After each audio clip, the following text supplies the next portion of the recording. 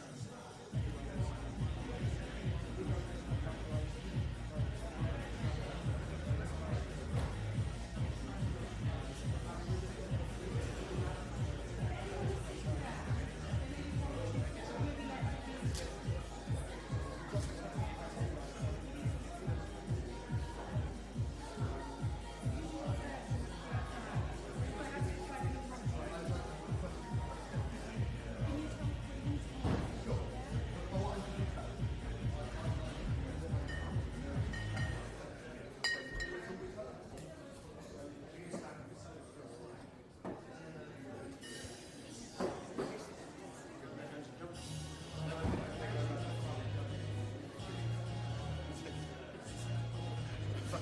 My brain doesn't work for you. Boing, boing, boing.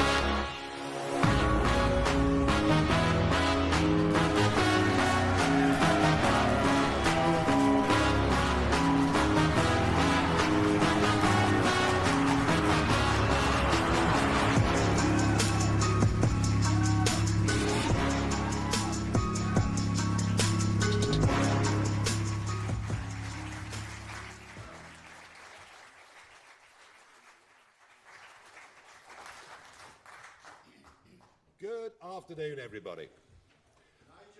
On the 3rd of June, I... Thank you, mate. Where are you from? Where are you from? Oh, well, that makes sense. Yeah. Are you downwind of a couple already? You've had a bigger lunch than I've had. God, he must be screaming. He's absolutely steaming, isn't he? That's all right. There's still plenty of beer left in the pub, mate.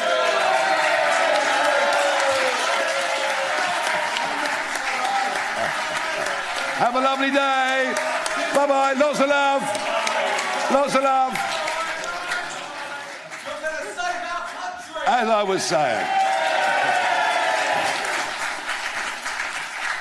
was saying,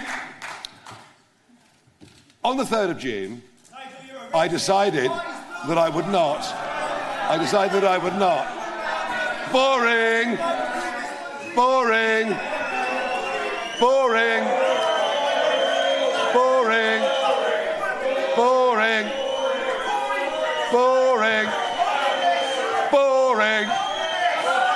Boring. Boring. Well, this is good preparation for the House of Commons, I suppose, isn't it? Very good preparation. It's going to be very lively in there, isn't it? Oh, do buck up, really, please, love. I'm so sorry.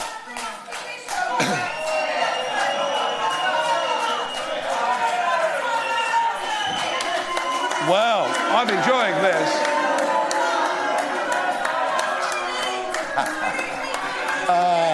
Bye, darling. Have a lovely day.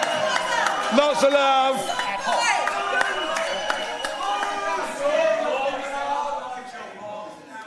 Any more for any more? Actually, yes.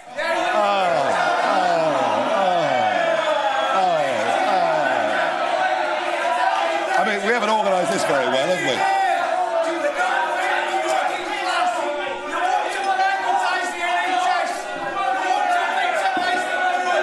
You're very angry. Oh dear. Listen, mate, you'll have a stroke. You'll have a stroke. You'll do yourself a nasty, mate, honestly. You'll have a stroke if you go on like this.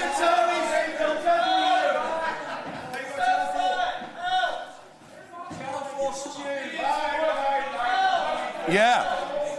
Well, we'll find out later whether they're actors and whether they worked in conjunction with Channel 4.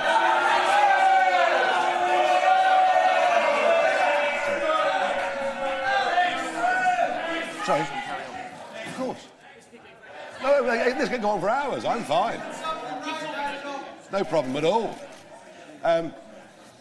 Yeah. As I say, they may well be actors. We've seen this before, but Channel 4, of course, had absolutely nothing to do with it whatsoever.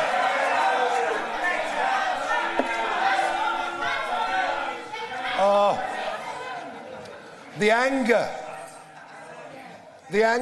Well, at least they're showing their anger in public. The political establishment are in fear in private as to what happened last night with those results in the elections. And I said on the 3rd of June, when I decided to come out of retirement and get back involved in frontline politics, that I had two very clear objectives. The first was for us to get millions of votes. The second was to establish a bridgehead in Parliament. And you can see there are four of us up here now as we bite our nails with what is going on in Basildon and Thurrock right now, where our candidate, James McMurdoch, on the first count was ahead by 120 votes. On the second count was ahead again, and there is a full recount taking place as I speak. So I'm very hopeful it won't be 4. I'm very hopeful that it will be 5 within the space of the next couple of hours.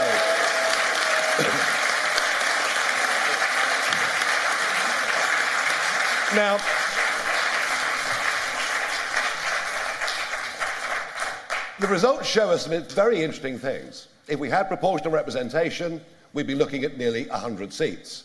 But equally, first past the post inverts the other way, where Labour get almost the same number of votes they got, well, in fact, fewer votes they got under Corbyn, and yet 200 more seats. It is very much my view that our outdated first past the post electoral system is not fit for purpose, and we will campaign with anyone and everyone to change this electoral system.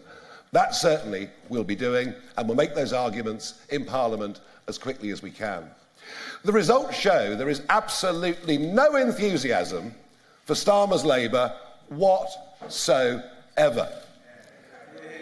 And it was interesting to watch Starmer speak outside Number 10, his first Prime Ministerial address, having been to see the King. And you know, in the course of that speech, he looked down at his notes over 150 times. Once every 2.8 seconds. Now, I don't think these people with me need a script because they know what they believe in.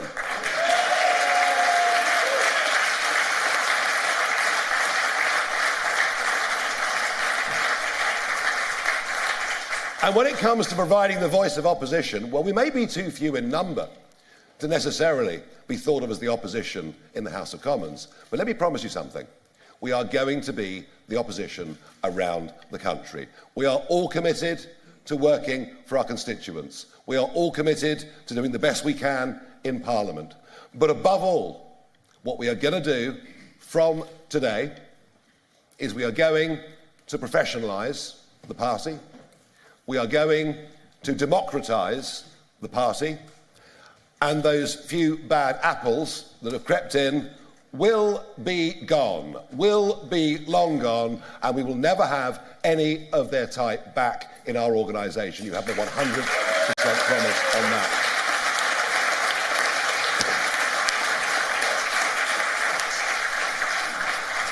What is remarkable is the energy and enthusiasm of those that have come to us over the course of the last few weeks. They were voting with passion. We organised meetings around the country at 24 hours' notice. The venues were all full. This energy and optimism is being reflected today as one member of the public every minute joins the party. A member a minute is joining the party as we speak. And it really is my aim and ambition to create a mass movement across this country that will change politics for good, that will change politics forever. We've got the energy, we've got the optimism, we've got the enthusiasm, and we will do it. Now, I'd like you, please, to listen to the Member of Parliament for Boston and Skegness, Richard Tice.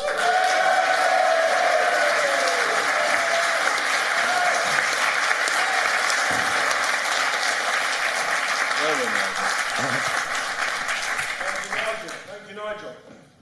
On behalf of my constituents,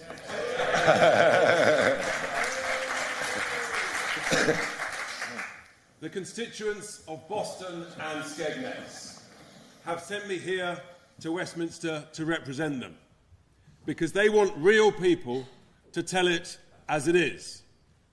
What I heard on thousands and thousands of doors, the concerns of the constituents of Boston and Skegness, are issues that, of course, the establishment didn't want to talk about. That is the reality. My constituents, and I believe so many others, have been let down by the establishment over many, many years.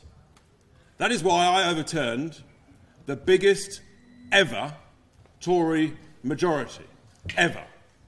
Quite remarkable.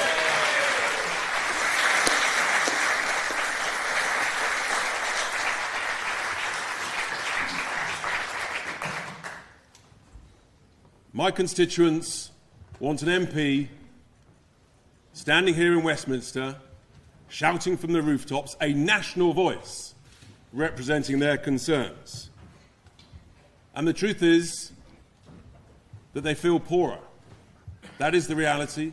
Wages have been suppressed, and the quality of life, contrary to what has been promised, has reduced. The access to healthcare is worse. People feel less secure on their streets. They're wondering, how did this happen? That's why I have been sent to Parliament, and my pledge to my constituencies, whatever the issue, we will stand up, we will debate it, we will talk about it, we won't be too afraid about it. I'll just give you one example. When net zero was signed through Westminster in 90 minutes without a debate in 2019, no cost, did anyone say that it would require hundreds and hundreds and hundreds of massive pylons to sear through the countryside of Boston and Skegness, ruining their constituency? No one mentioned that. What we're about is the truth, telling it as it is. So my pledge to everybody in Boston and Skegness, whether you voted for me or did not, I will stand up for you, I will represent you in Parliament and in your constituency, and we at Reform UK, we will make a difference, we will change politics for good. Thank you very much.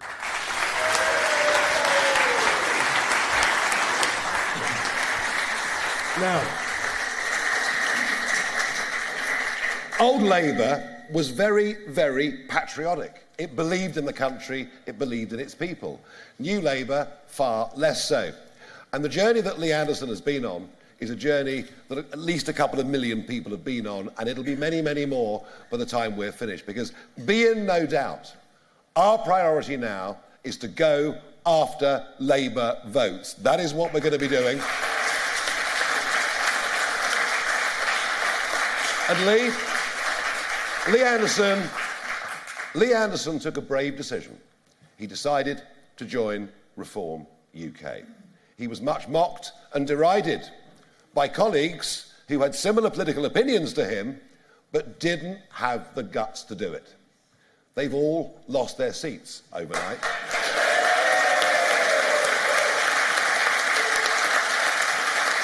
So, fortune favours the brave, and it's favoured absolutely Lee Anderson from Ashfield, who I welcome to the stage.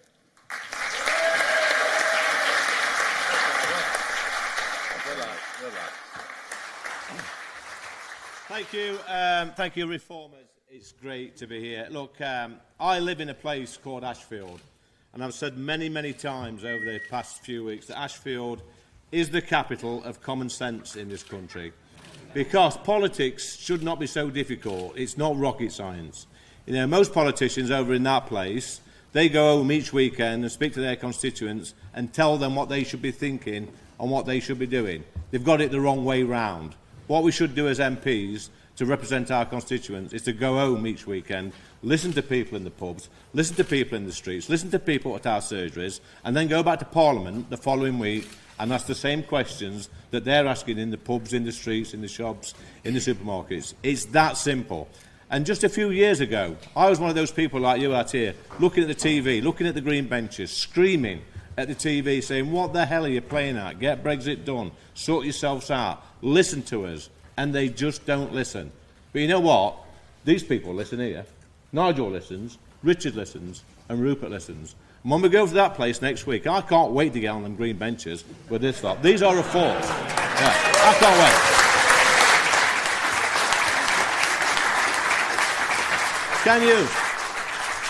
Can you imagine the shy and retiring Nigel Farage sat on the bench, too scared to speak out and speak his mind? Listen, expect fireworks next week, because these people are going to start speaking common sense. Instead of self-serving their self-interests, they're going to speak up on behalf of the British people. We're going to get the job done. This Starmer and his motley crew, I'm telling you now, there's about 400 of them, absolutely scares me to death. I'm going to be sat on the green benches next week looking at them and thinking, my goodness, what has this country come to? But these four here, including me, maybe five, it's a fab four at the moment, I'm hoping it's going to be the famous 5 next week, but we're going to go next week, we're going to kick some ass, and we're going to hold these people to account and speak up on behalf of the British people. Thank you, Nigel. Well, Lee Anderson, as plain spoken as ever. Now, I went to Great Yarmouth during the election campaign where Rupert Lowe was standing for us, and I could tell that the revolt was in full swing. From a complete standing start, Rupert Lowe has managed to win the Great Yarmouth constituency. Interestingly, he was, in times gone past, chairman of Southampton Football Club, which has a very famous supporter called Rishi Sunak. Funny how things work out. Rupert, please come to the stage.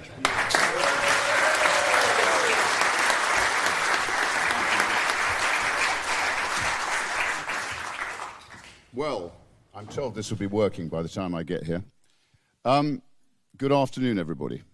I kicked off my campaign in Great Yarmouth on May the 10th. I was totally unknown in Great Yarmouth. It was my great friend June Mummery, who I wrote half the fishing paper with. She advised me I should stand in Great Yarmouth because they're proper people there, as Harry Redknapp would say. I got to know them all very well, and I have to say, I really like the people there. They're real people. And they've fought for their constituency, they've fought for common sense, and they've supported me unbelievably. So I am eternally grateful to the people of Great Yarmouth for giving me the privilege of being elected as an MP, which is something I've always wanted to do. I've told them the job is big. We have to sort the head of the beast out first. That's Westminster and the civil service. They are crowding out the private sector. They are shutting down enterprise. They are stopping risk-taking. And at the end of the day, this country has the best people. We just have to release them from the manacles of the state. And it won't happen, as George Galloway said, if we indulge the two cheeks of the same backside, which is the blues and the reds. We need some proper people from outside politics. And what happened last night, in my view, was seismic. We've actually now, a bit like D-Day, the Reform Party has built a bridgehead over on the French coast. Our job now, under Nigel, is to group, go inland, and challenge Keir Starmer and a Labour Party that didn't, in my view, get a proper mandate. It won by default, got less votes than Jeremy Corbyn in 2019. They're vulnerable. 17.4 million people voted for Brexit, which we haven't had. And as Nigel says, the target for us now is to go after the Labour Party and go after them in full strength. The economy, I think, is about to turn down. They're going to find it very difficult. They're not inheriting an economy such as the one they inherited from the last Conservative government. And last time, remember, the problems all started with the four horsemen of the apocalypse, Blair, Brown, Campbell and Mandelson. Our country was in great shape till about 97. We had very little national debt. Our economy was in good shape. We knew who we were. And at the end of the day, we had a proper country. They then passed the Human Rights Act, the Equality Act. They muddled the waters. They undermined our institutions. And as a result, immigration grew. It proliferated under the Tories. And frankly, we need change. And I think what Nigel has achieved and what Richard's achieved and what Lee's achieved, and hopefully another candidate in Thurrock, it's seismic. The BBC didn't even mention it for the first hour after the exit polls, which I thought was quite extraordinary. And the policy which I like most, which we have in our contract with the people, is to defund the BBC. It's overdue.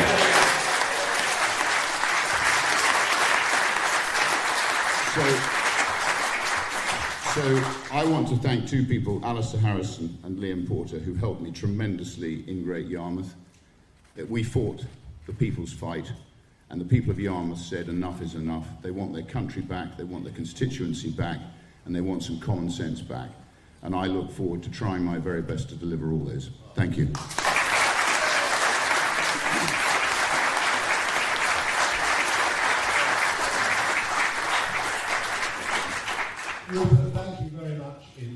we'll take some questions starting over there. Please say which organisation you are representing.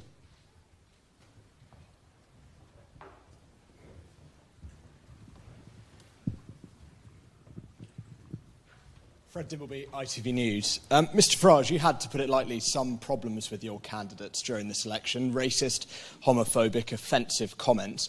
You said that you inherited them. Do you then blame Mr Tice, sitting next to you, who was in charge of the party when they were selected? To be honest with you, if Richard Tice hadn't kept the party going through 3 very lean, rather difficult years, when for most of it, people said there was no need for Reform UK because the Conservatives under Boris, with a big majority, would deliver all of the things that we wanted. And if he hadn't done that tirelessly, and actually having to put his hand in his pocket and loan the party very considerable sums of money, we wouldn't even exist. Now, the truth of this election is we weren't ready for it. We weren't ready for it by a long chalk. We decided to give it the best shot. There was a Charlie call put out for candidates. Anybody, please help us fill the list of candidates. There was always great risk with that, which is why we paid a man called Colin Bloom, a man who's worked in Number 10 for many years, but runs an outfit called vetting.com.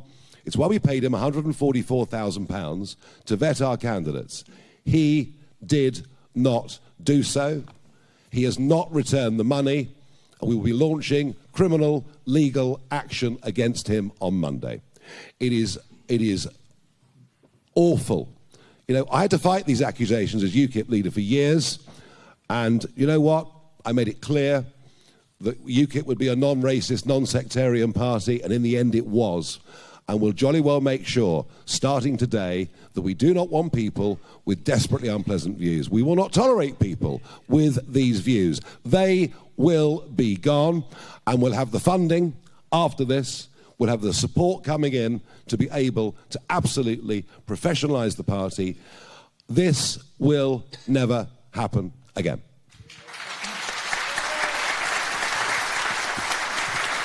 Well, this should be fun. This should be entertaining.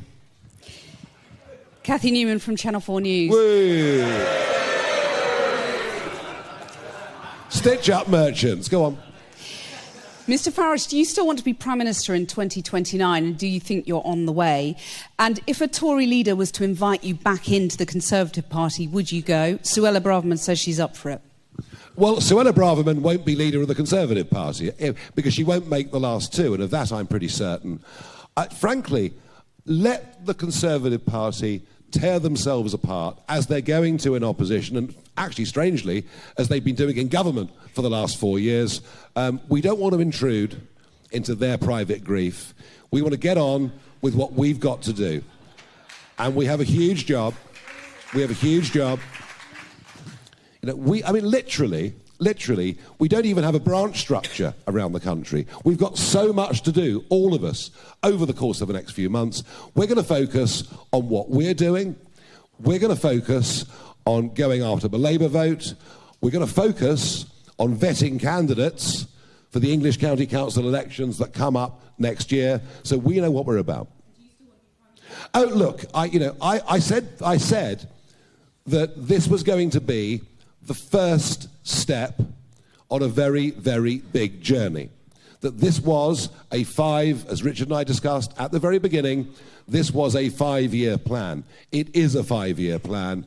I believe with structure, funding, professionalism, we can be in a very, very serious position to contest the 2029 general election. And if I'm still leader of it, fine.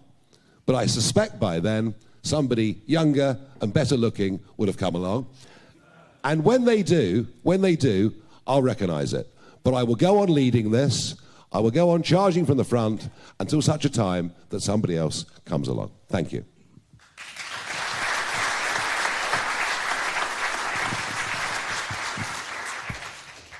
Isabel Losseff, Sky News. Mr Farage, you've previously questioned whether you want to spend every Friday of the next 5 years in Clacton.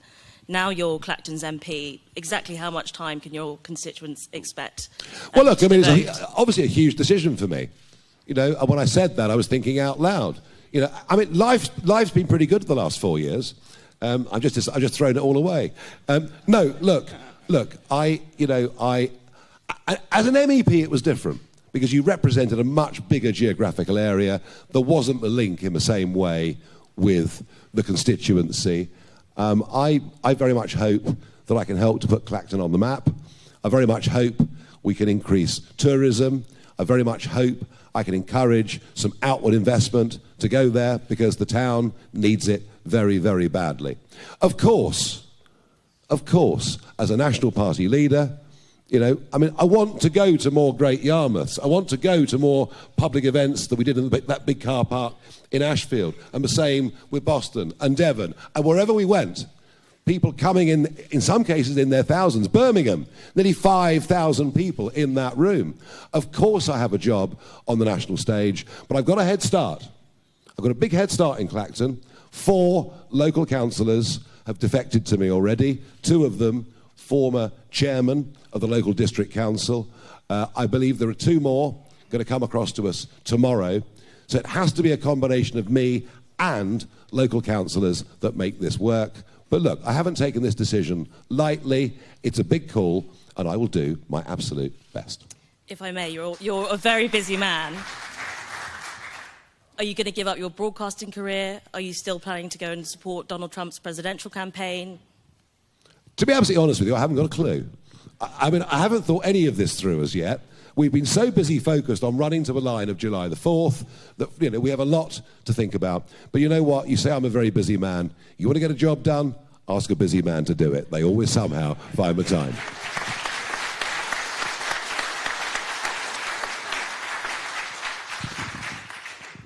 Hi, Alicia Fitzgerald, Times Radio. You keep saying you're going to vet your candidates properly now that you have time and when you have the resources to do so. How do you vet people for racism? How do you plan to do that effectively? Very easy. Very easy. You go back through their social media records. You obviously do police checks and things like that. No, it's not difficult to do it. And the message has to be clear and simple. You know, we don't want anyone like that involved with us. Indeed, you know, I mean, the racism problem in the Labour Party was enormous. But to Keir Starmer's credit, actually, he did quite a lot by getting rid of Jeremy Corbyn, who ironically has been re-elected. So there's an awful lot we can do. There is plenty of racism in British politics. It's mostly in the Labour Party.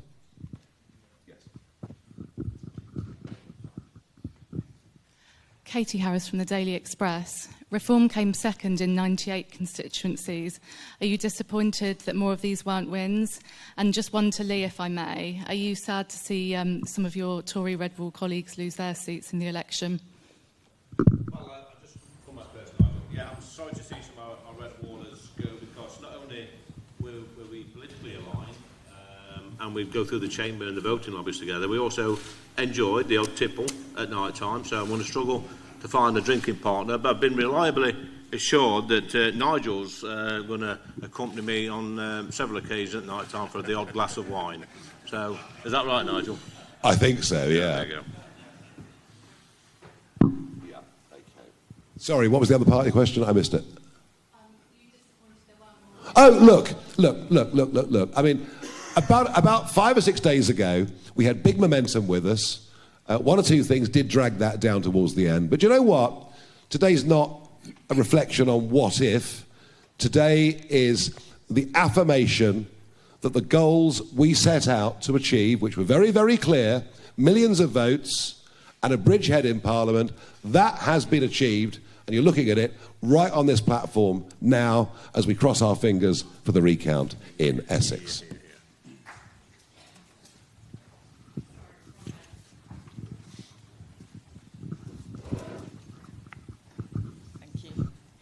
Thank you. Olivia Utley, GB News. The Tories lost 250 seats. In 166 of those seats, the reform vote was bigger than the Tory majority. Are you responsible for the fact that we now have a Prime Minister who would like to see illegal immigrants given asylum? Well, we've just got rid of a Prime Minister who let 50,000 illegal immigrants cross the English Channel. They've come at double the pace that they came during Boris Johnson's time. The truth is, the Conservatives sunk themselves by betraying the 2019 vote. It's just as simple as that. They've done this to themselves, and there are now large parts of the country, the Red Wall in particular, where actually it's the Conservatives that are splitting the Reform vote, because we are now the challengers to Labour in those constituencies. And if you think of the resources we had just a few short weeks ago, the lack of big branch structure, very little money, what we've done in the space of a few weeks is nothing short of remarkable. And I promise you, this is just the beginning of something very, very big indeed.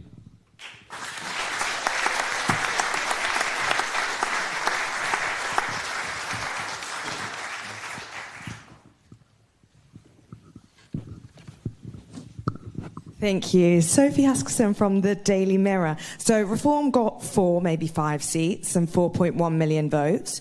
Tories may have lost a lot of seats, but they still got 121 seats and 6.8 million votes. Would you now admit, despite having previously declared yourself as so, that you're not in fact the leader of the opposition?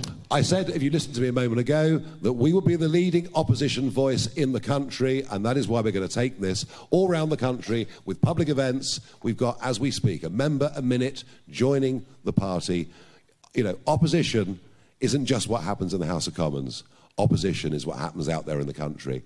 And I'm familiar with this because we only got a referendum on our membership of the European Union because a big grassroots lobbying operation across the country with UKIP and others involved succeeded in forcing the Prime Minister into it. And just watch us. Just watch us. Right, a couple more. Gwen, just hand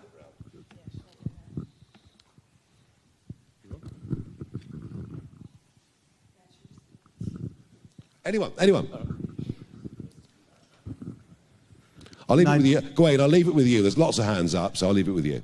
Nigel, Ben Berkwam, Real America's Voice News.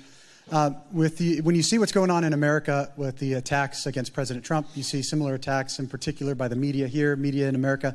What would you say the biggest threat to Western democracy is right now, both in England and in America? And how important is this bridgehead that you guys have established here in helping defeat that? Oh, the bridgehead, I think, is very important. I mean, to break through, and you know this from America, try and win seats in the House of Reps if you're running not as a Democrat or a Republican. And you would say to me, well, it's virtually impossible. Well, that's pretty much what we've managed to achieve overnight here in this country. Look, the threats to democracy are many, but in particular, it is the closing down of free speech. It is the teaching in schools and universities that has nothing to do with critical thinking whatsoever, and more to do with self-loathing about our nation, our identity, our culture, our history. And to be honest with you, I don't really blame the hard left for this. I blame conservative cowardice. In this country over the last 14 years, the needle has moved sharply to the left on every single social and economic issue. Conservative cowardice actually is what has allowed the extremists on the left to bully us. And we are going to determinedly stand up, say what we think, because we believe in free speech.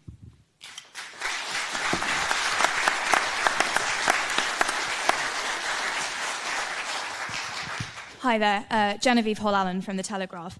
You speak about having achieved this bridgehead in Parliament, but with more than 400 Labour MPs, what can the four of you really achieve in the Commons?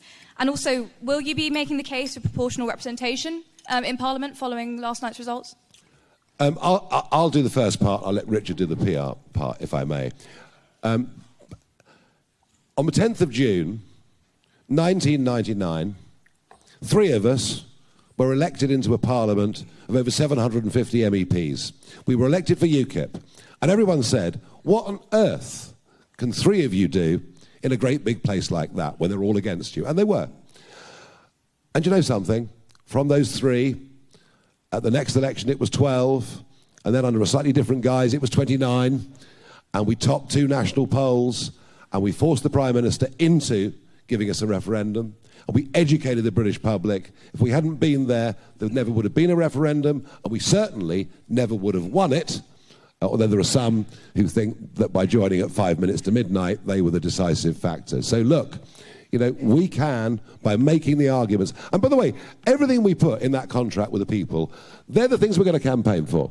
All right, an education system that teaches youngsters balance. Fight to get the level at which people start paying tax up to £20,000 a year to try and help those on benefits that are trapped by the 16-hour-a-week working rule. So we know what we're about, and that's the opposition that we're going to provide. And we'll give that voice in the House of Commons, but it's what we can do, mobilising millions in the country, that perhaps will be even more significant.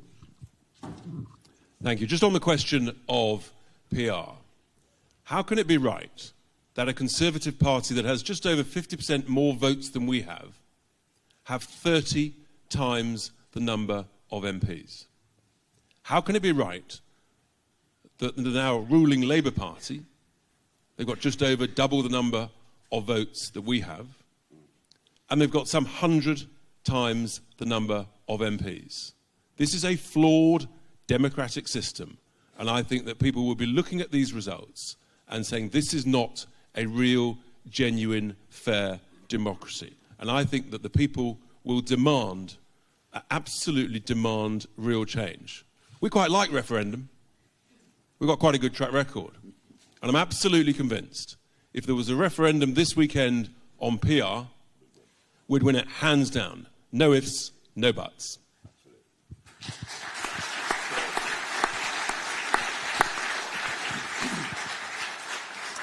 Good afternoon, Mr Farage. Aubrey Allegretti from The Times.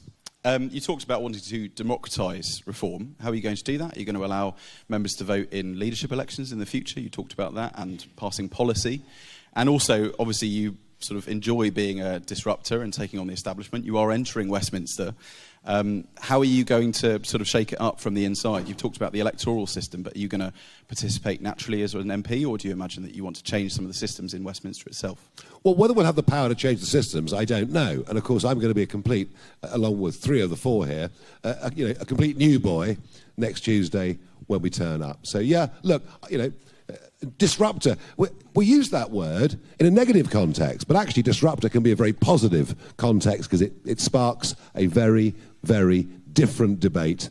But we're not going into, not going in to behave terribly or anything like that, but certainly going in to challenge conventions, and certainly going in believing that the broad church that is the Conservative Party, that currently has no religion, simply won't be able to provide any sort of challenge at all. And we may be few in number, but we're absolutely united in what we believe in and what we stand for. Thank you. Oh, yeah, look, we already have a constitution, and this is going to get put fully to the conference. It's going to be voted on. There is already a mechanism there that would allow the leader to be challenged. But also, it's important, if we're going to build branches, you have to allow branches to vote for their own chairman, to vote for their own candidates, to do all those things. I mean, it is an enormous job of work, but I'm absolutely determined to do it, because you can't fight county elections around England. You can't fight the Senate elections that'll come, a year after that. You can't fight those things without being on the ground. The Lib Dems' success is down to the fact they've got local councillors. Interestingly, these 4 people that you see here all had effective, small, but effective ground campaigns. Most of our candidates last night were pretty much paper candidates, and that's why this result is as significant as it is. We've managed this in a short space of time. We've managed this, actually, with a party name that wasn't familiar to about 40% of the country. That shows me the potential for this is absolutely enormous. Hi, Tim Stanley from The Telegraph. I have a question for Lee. Lee, you split with the Conservative Party over the issue of Islamism and the influence of religious extremism in politics. Last night, several Labour candidates either were defeated by or nearly defeated by candidates who are perceived to be sectarian in appeal. Do you feel vindicated today by what happened last night? It's a reasonable question, I suppose. I've not really thought about it, to be honest, but what I will say is my original comments, which I made a few months back, which sort of led me on this journey, they may have been a little bit clumsy at the time, but I stick by the sentiment that in London we see that on certain occasions that the streets are not our own anymore. They've been taken over by a group of people that just dislike our way of life. They're intent on causing problems. And the sad thing is that just a few months ago they actually influenced parliamentary process, and which led to democracy being denied in the Houses of Parliament. So maybe you've got a point. Maybe I could feel vindicated, because we're seeing increasingly now sort of sectarianism, encroaching in towards politics. That's a dangerous place to be, that is, when one particular group of people can influence elections. We've seen George Galloway. He actually got elected in Rochdale a few months ago. I don't think he ever mentioned Rochdale once during his campaign. That's a dangerous place to be, and we need to stamp that out. No, sadly, sectarian politics is here. We've never seen it in England in our lifetimes. It's here to stay. It's going to cause the Labour Party some very, very big problems by the time we get to 2029. Of that, I'm certain. Robert Hardman from the Mail. Mr Farage, can I ask firstly, you acknowledged earlier on that your momentum slowed down in the closing stages, you said, for various reasons. Was one of those reasons your remarks about Russia and Ukraine in the West? Secondly, there's another election the day after tomorrow. Who do you want to win in France? Oh, fine. Look, it's funny, isn't it, really? I said exactly the same thing about the eastward expansion of the European Union and NATO as Boris Johnson said. Boris Johnson said exactly the same thing a couple of years later. The difference was I said it in 2014 and I predicted what would happen. So, you know what? In politics, sometimes what you say gets taken completely out of context. And I guess that's the game we're in. It's a rough, old game. In France, look, I mean, I'm absolutely certain that Le Pen will be the next French president, and I believe that for over a decade. I really have. What will happen on Sunday, I can't predict. The extreme left don't seem very appealing to me. Le Pen's party, I disagree with them fundamentally on economics. They are very much a big state kind of party, but I understand the sentiments that are expressed about La France, about their culture, their identity, about the no-go zones. I mean, just head north of Gare du Nord and see what I mean in Paris, let alone Marseille. Their position on deportations, on citizenship, go way further than we would go. But I'd much rather they won than the extreme left. Mr Farage, Ben Quinn from The Guardian. You suggested this morning that Andrea Jenkins could be sitting here with you if she had been brave enough to jump. Can you indulge us and tell us if there are many other Tory MPs who you had been in talks with about getting them to do so? And secondly, if I may, in terms of your zero-tolerance approach to racism in future, who will decide what is racism and what definition will you use?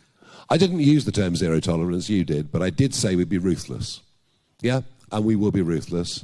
And who will decide? Well, ultimately, if you get problems, it's the leader who gets affected, and the chairman, that get affected worst by it. Look, this should never have happened. Things were put in place to stop it. I'm appalled they didn't, do the job. I want my money back, my 144 grand back. I really do. But no, we are going to sort this out. Now look, Andrea Jenkins would have won if she'd been as brave as Lee. Lee, that's my view. What say you? Yeah, I think she probably would. No, there's a lot of colleagues that find themselves unemployed this morning that if they took that leap of faith and joined the Reform Party as I did a few months back, then they'd be sat here today and we could have 8, 9, 10, maybe 15 MPs sat here today. But that's on them. They made that decision. I actually think, and I did say this to a few colleagues at the time who were wavering, that place over there is a far better place with people like Andrea in there sat debating and holding the Labour Party to account. But that's the decision they've made, and I think Parliament's going to be a poorer place for it.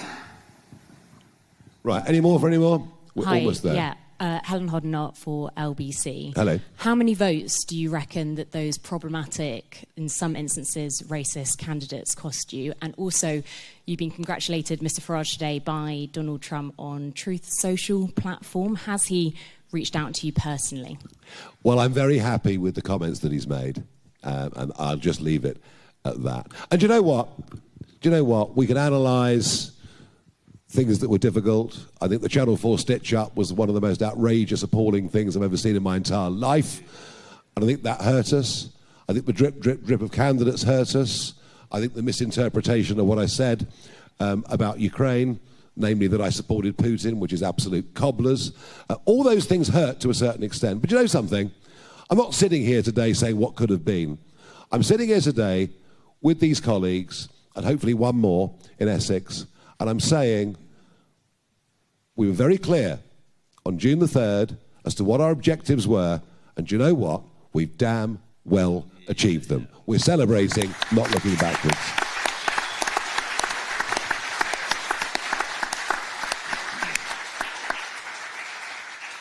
Hello, I'm Cathy Gingell, the Conservative woman, and the first person, I think, to congratulate you at this press conference. Do you believe that your 4.1 million vote has established you without question as a mainstream, non-notional far-right politician? Question number one. Number two, how long will it take for the mainstream media to catch up with that fact that you reflect mainstream, non-extreme, not extreme politics? It seems today the questions suggest they have a long way to go. Yeah, look, I mean, I'm going to answer that. I'm going to answer that differently, if I may, and not directly. I want to say this.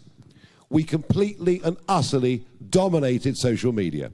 Whether it was X, whether it was Facebook, whether it was Instagram, whether it was TikTok. We have completely dominated that landscape in the most remarkable way with a very, very small spend compared to the other parties.